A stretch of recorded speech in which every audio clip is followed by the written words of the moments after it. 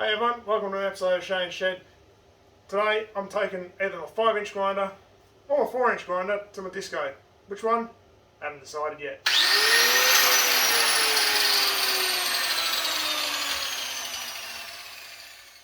Okay, so why am I going to such drastic extremes with the disco? Well, if you're a regular on the channel, you probably may have remembered when I'd done this CV drive shaft, this sway bar link, the bottom nut was basically, I couldn't undo it. I rounded off all the bolts, seized up.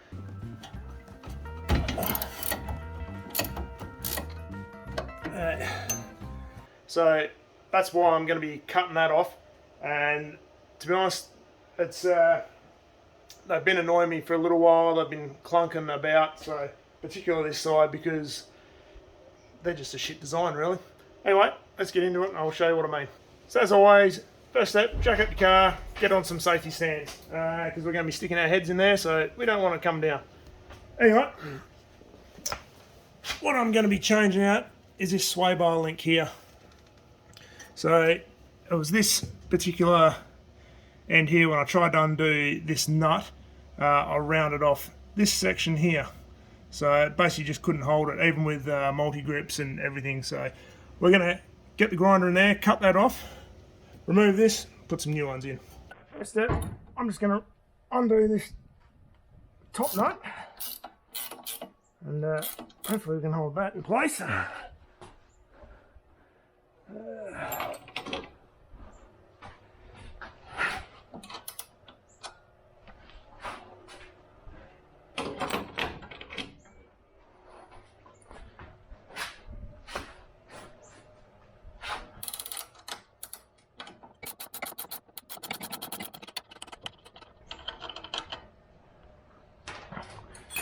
The next step is going to be the fun of cutting that bottom one off. Alright, so this is going to be a bit of a tight squeeze.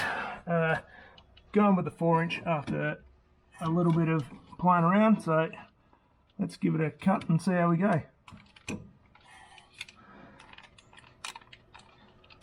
If I can get something on.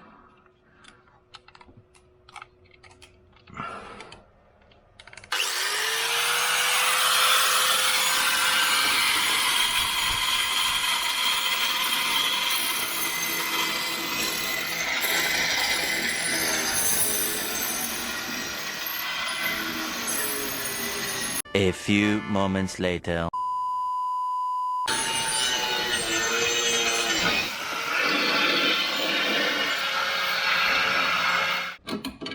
And you probably see a couple of times that was kicking.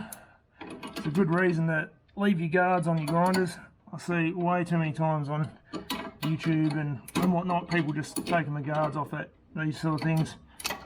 You know, just be aware your fingers are there, so you know, probably not the best idea. Alright, so the outside didn't work too well, so we're going to try cutting from the inside. Eventually.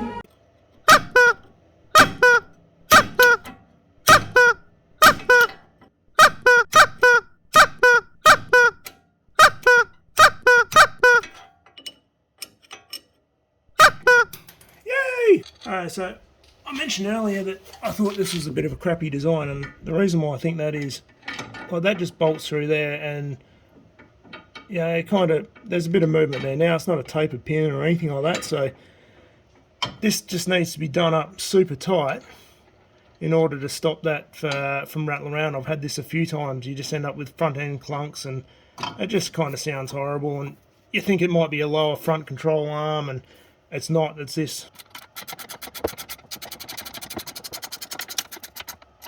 Like I said, I'm going to do these bottom one up fairly tight, because this seems to be the problem of rattling around. So we'll give it all a good tighten, and we shouldn't have any further problems. Alright, so I've just finished doing the other side now. Luckily that one wasn't too difficult. That was just pretty much a simple unbolt and bolt the new one in. So yeah, no grinder on that one, so that was a lot easier. So it was probably in and out in 5 minutes, I guess. All in all, it was a pretty simple job. Done both sides. It's just one of those things, I think. Yeah, replacing one, probably just replace them as a pair. It's kind of what I do. I probably could have just got away with one, but yeah, this is just the way I roll. So anyway, hope you enjoyed this video. It's probably going to turn out to be pretty short. And hey, I got to use both the grinders, so that was a win, so I didn't anticipate that. But anyway, if you like the video, don't forget to give us a thumbs up.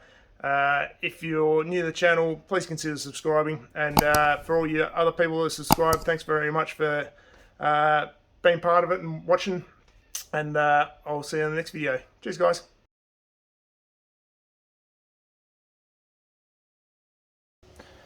So as always, jack up the car and get on some safety tent.